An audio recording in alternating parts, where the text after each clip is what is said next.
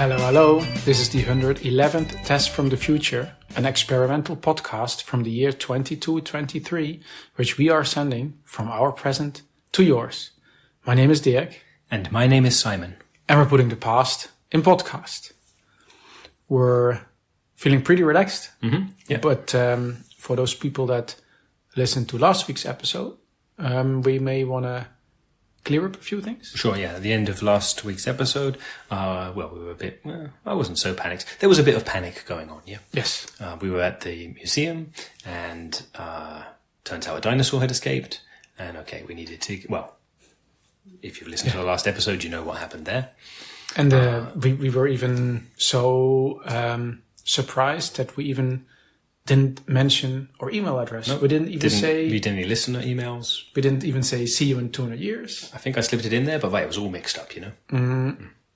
And then, it was a bit hectic. The dinosaur escaped. How did we escape? Teleportation, Holmes. We teleported out. Yeah. Mm-hmm. Just how we teleported in. Mm-hmm. Exactly. So in that sense, we didn't really need to panic, but, you know, still in the moment, big red old dinosaur, what's the word? Not masquerading. The thing when they... Parading? Not parading. Dancing? Lumbering? That's not the word I'm going for. Anyway, causing a ruckus. Yes. Makes it a bit hard to think what to do, and so, okay, we panicked, basically. I mean, adrenaline kicked in. You know, that's basically what the first humans that ever encountered dinosaurs in the prehistory did, is adrenaline kicking in, panic a bit, teleport out. I think dinosaurs were a bit older than people, so I don't, at least in prehistoric times, I don't think there were people interacting with dinosaurs. For a moment, I thought you meant when there was the first successful resurrection of a dinosaur, and then that one was like, you know, bouncing around the place. But if there had been people around when the dinosaurs if there had been, then they would have panicked and then teleported out. I reckon so. That would have been the only sensible thing to do, and so that's what we did too. Yeah, and it's okay. They've still not managed to secure the dinosaur, and it's still out there. It's still rampaging around. We've been following it on the cams, of course. It's a nice topical news story. You know? Exactly. It's all that, and it's been today's the 7th day. Mm-hmm. Yep. And it's the Red Octobrus. For the people who didn't listen to last week's episode, it's the newest dinosaur in world Messel that got resurrected. Right. And then last week we were sitting in the cafe, and suddenly there was a bunch of noise, some roaring, and then the dinosaur appeared on the square, and then we teleported out. Exactly. And so for the last week, it's basically been the hunt for Red Octobrus. Yeah, totally. And you might think, this is us just quickly getting you up to date on what happened, and I will move over to the topic of the week. Like we sometimes do, you know, maybe we're going to talk about some new technological gadget. Yeah. But not this time. Exactly, because we've been following the hunt for the Red Octobrus the last couple of days, and as Simon is saying, it's still going on. So we were thinking we can just tune in. Get the highlights. Exactly, tune in. That's the right word, because of course the cams are everywhere. Everything is full with cameras. So everywhere in the world you can see directly from your home, from your lens, from all the screens that you choose, and not just what's going on right now, but everything that was ever recorded through these cams we can watch back. And by now the little mini drone cams, a whole bunch of them have attached themselves to like the 8 spines on the back of the Red Octobrus, so you even get like the dinosaur's perspective as well. Yeah, exactly. So and it's been a bit of a topic the last couple of days, because the whole world has been basically following this Red Octobrus as it parades. Rampages. As it rampages around Frankfurt. Right, and initially, it was the spectacle of a big old dinosaur there lumbering around. But by now, it's more what people are wondering, like, how's it taking them 7 days to sort that out? You know, like, it shouldn't take that long. 23rd century, and they can't even catch a dinosaur. Can they not just teleport the dinosaur back into the enclosure? You know, what's going on? Why is it taking so long? The theory behind that is so far everything they tried wasn't successful, and the dinosaur appears to be very mistrusting Right. Normally you'd simply speak, have a conversation, get a negotiator on there. Things get too tense, but basically reason things out. It seems to be traumatized. Yeah, it seems that way. The way it's reacting, it's we mentioned last week that the dinosaurs that are brought back, they're not just clones with no memories. They have the memories up until the point they died. And so it seems like this one was in a really bad situation, died, and now has been brought back. And as far as this perspective, is still in the middle of that. Remember what was going on. Maybe there were even bigger dinosaurs. So this is a pretty massive dinosaur. Or maybe, I don't know, got attacked by miniature horses or whatever was happening in the prehistory. But we would have loved to find out, but so far there's really been no chance to really properly communicate. I mean, hopefully, at some point when this is all resolved, everything calms down, have a nice interview, maybe it works, we can find out more, but at least right now, we don't know more in that regard. True. But it was interesting, initially, everybody was just following how, let's say, the government tried to secure the dinosaur, how World Messel tried to capture the dinosaur. But more and more community initiatives popped up. So there's like people spontaneously getting together. We have a great idea, get some crowdfunding going. And especially as the dinosaur, is moving from one part of the city to the other. So basically, lumbers into your neighborhood. Okay, let's try out our technique. Exactly. And then especially around the Skyline Park, like from the old skyline, from the old skyscrapers, you can have all kinds of ideas while still being relatively secure up there. Exactly. Various folk have tried throwing nets down. That hasn't worked. No. That was also, I never thought that would work. No. Other people tried throwing like a whole bunch of bouncy balls on the floor, trying to basically make it slip over, fall on over.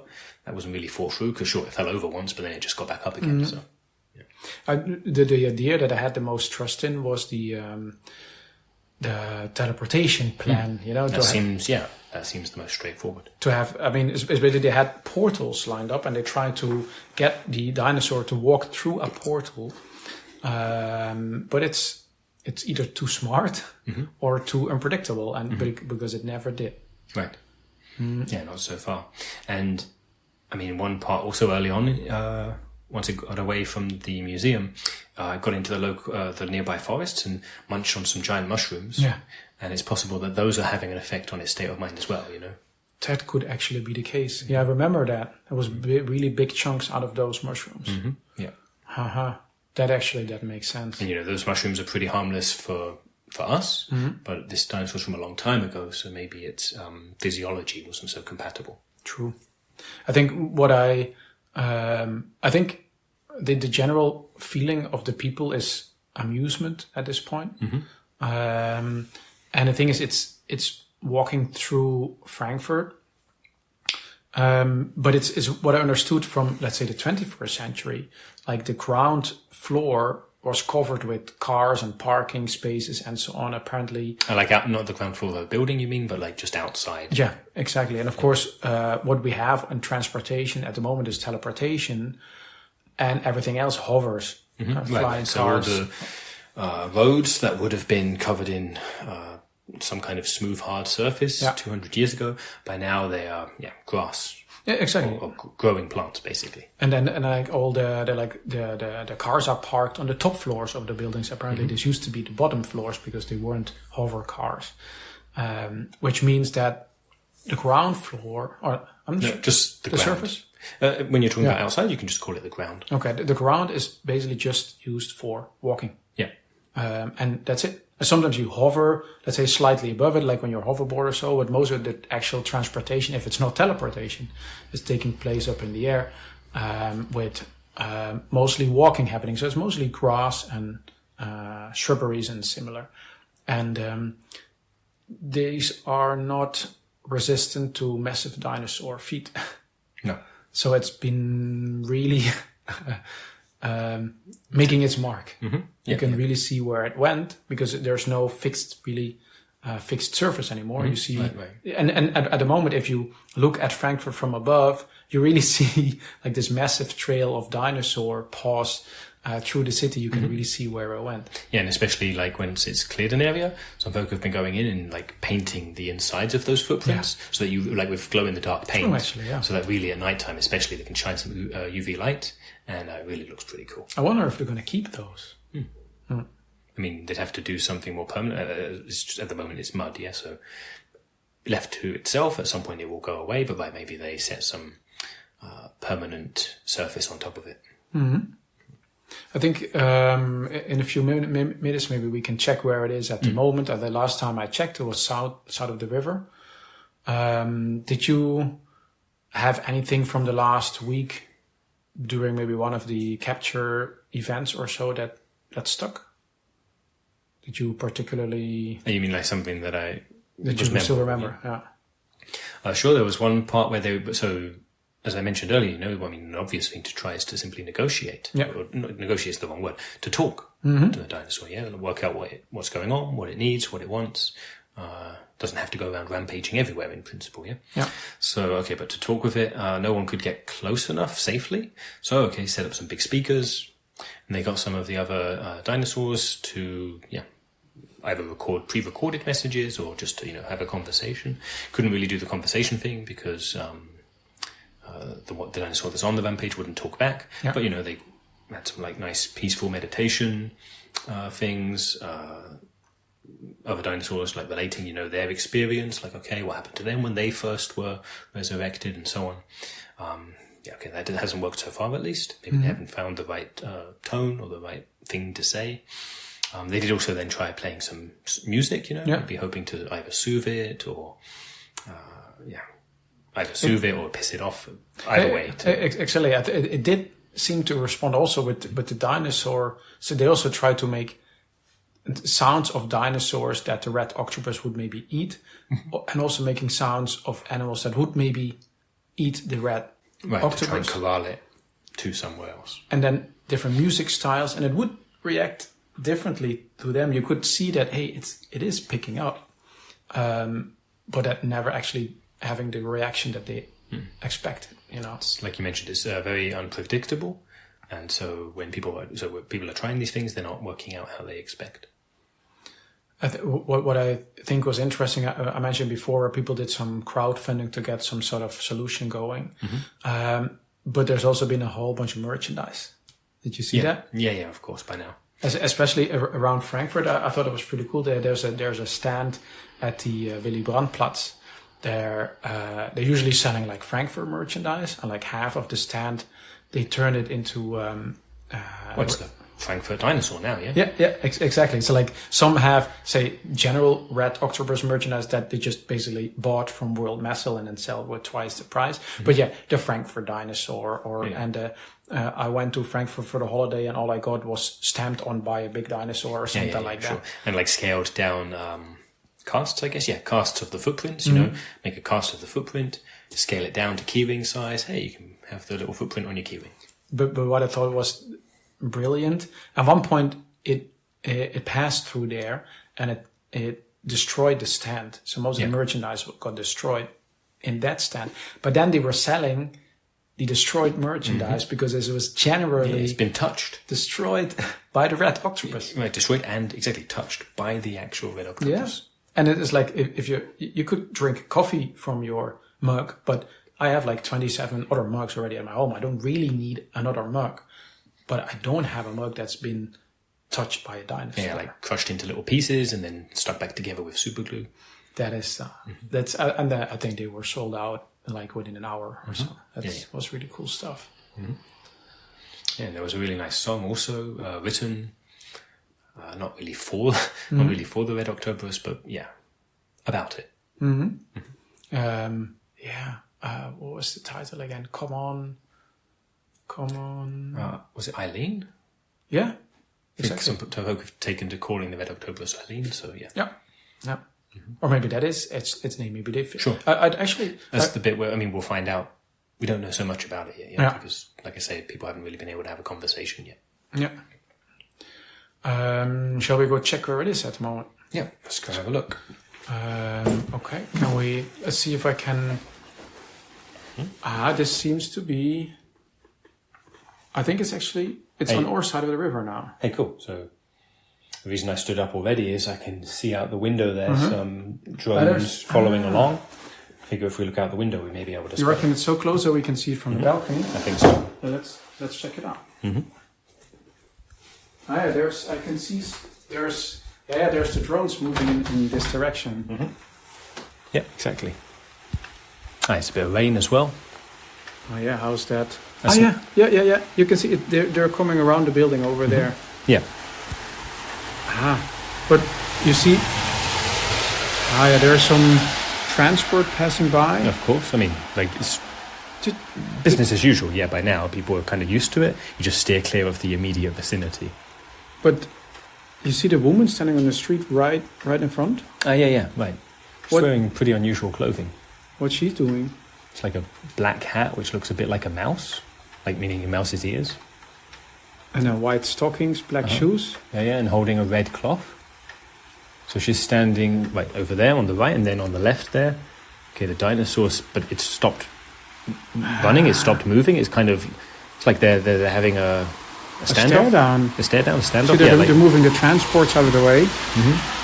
Yeah, and check it out. The dino there, like it's which one side is it? It's right back leg. It's like got a little bit of a nervous twitch going on, you know? It's like it's getting ready maybe to charge or something. This is a stare down. You see the woman and the dinosaur. Yep. Okay. Hey, check it out. It started running. What? She's just standing there, like she's not stepping aside. What's she doing? This is intense. Okay, and then she like lifted up the cloth.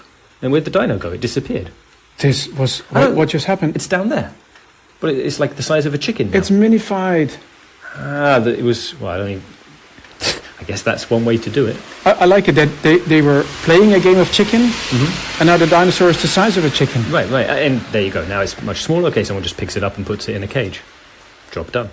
So she waved the red flag. The dinosaur passed, and then they got it minified somehow. Yeah. Well, that was nice. Hey, and very lucky for us. We could watch it from the show. Okay, this was not see planned. it from exactly. See it from my apartment, and then on top of that, happened to be recording our episode. I think now the broadcast fans are coming in. Exactly, going to interview the person there who, somehow managed to minify the dinosaur, like with the red cape. Cape's the wrong word. Yeah, red cloth. I don't know. I see now. I get push messages on my lens. Eileen caught. See, this name is catching on now. Yeah. It says a matador. She's a matador. I have no idea what this means. No, I guess a professional dinosaur catcher or professional dinosaur shrinker, I guess. Must be. Pretty specific, but... Yeah, there's now all kinds of push messages. Okay. Yeah. So, I mean, we'll... Yeah. Very cool. Nice, we got to see it live on a podcast. That was lucky. And our listeners got to hear us see it live. Exactly. They now know a little bit more about the post-history. Oh, that was nice. That was nicely timed. One of our timing highlights in our podcast history. Without even the benefit of time travel. Just coincidence. Okay, I would say that is kind of a nice moment to move on to listener questions. Yeah. We'll cut that short now. Yep. Answer a question that someone asked a while ago. Olha asked us, do you still read books in the 21st century? It's an interesting question. Yes, totally. Yep. I read books all the time. I have, in the cloud I have, hundreds, but on my lens I always have a few that no matter where I am. On the go, yeah? Yeah, totally. I tend to read just one, so I have several on my lens, but I tend to read them back to back, like not in parallel. Yeah. But occasionally I'll get in parallel, if I start something, but then maybe there's a deadline for another one, like for a book club I'm going to go to, okay, then I'll finish that one first, then go back to the other one. For me, it depends on the mood. I'm at the moment reading two at the same time. And then sometimes I like to teleport to Botswana or so, then go lay in the grass, have the book overlay on my lens, and then just read for a bit. And then but sometimes I go for a run. Depends on where I am. Okay, it's much more energetic, and then I like to read also maybe more energetic material. Sure. But yeah, did you know in the past, probably not at the time in the 21st century, probably longer ago, they used to have books on like printed, like you could hold them in your hands, and then one sheet, like a tablet. Yeah, but like one sheet just had one side, like one page. Sure, and the text would change on that. No, it wouldn't. No. So you basically it was fixed printed, and then you had to basically turn the sheet over, and on the back of the sheet. You're talking like a sheet, like on your bed, yeah? No, like paper. It was on paper. Sure, like for when you go to the toilet. Or parchment. Ah, okay. I mean, I've seen that in films. But it's basically on one side, and then you turn it, and the next part of the story was on the other side, and the third part of the story was on the next piece of parchment. So wait, how many pieces were there? Like 10? Just imagine a book, but then with every page being separate. I can imagine it. Sure, it seems a bit inefficient. Oh, sure, but okay, this was a long time ago, I guess, before they knew how to make proper things. And before they were printed, they were written. And if somebody else wanted to read what you were reading, they needed to wait until you were done, and then you gave it to them, and then they could read it. And if you wanted to read it again, you needed to go back to that person and get it back. Okay. You couldn't read it at the same time. I mean, I guess that's a way to do things. It seems a bit silly, but... Like for you at the book club, yeah, it would take you guys like a year to finish a book, because one person reads it and then gives it to the next person, to the next person. By the time everybody read it, the first person has forgotten about it. Sure. Yeah. Anyway, that's how it used to be. Probably not in Olha's time, but in the past. Further back, yeah. And sure, I mean, I'm not used to that type of books, but I guess people liked them. They have them at the President Gaga Library at the river. I see. You know, where you can read and download. They have them on display on one side at the back. They have a few glass display cabinets. Those things, they are there. Ah, okay. I mean, they look pretty cool, and I never really wondered what they were. Yeah. I mean, I thought they looked like decorations, yeah? So I figured they were decorations, and I didn't realize that's what people used to read. Yeah, they were used to pass information along, so not just like stories, but information. Okay. You wanted to know how to build a sandcastle or deconstruct a lighthouse or so.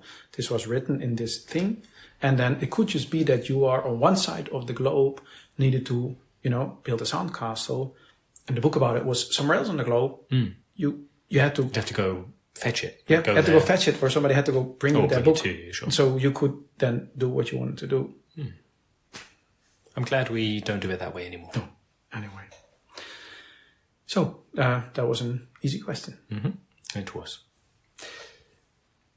So we didn't get to it last time on account of the panic. True. But I'll get to it this time. Maybe twice. No. I'm not going to say it twice, but people, if they want, can rewind, listen to this, what I'm about to say, rewind, listen to it again. True. They'll get it twice that way. And what I'm going to say is, people listening to our podcast 200 years in our past, please send us an email to michaellasagna5@gmail.com. And in the subject line, put either the number 110 or the number 111, depending if you're responding to this one or last week's one. Or even a different number if it's even a different episode. Yeah, I guess that's possible. Anyway, and that way we'll know that we have successfully sent this episode of our podcast backwards in time. And of course, if you have any questions, you can ask those in the email as well. True, like all had it. All right, then thanks for listening, and see you in 200 years. Bye-bye.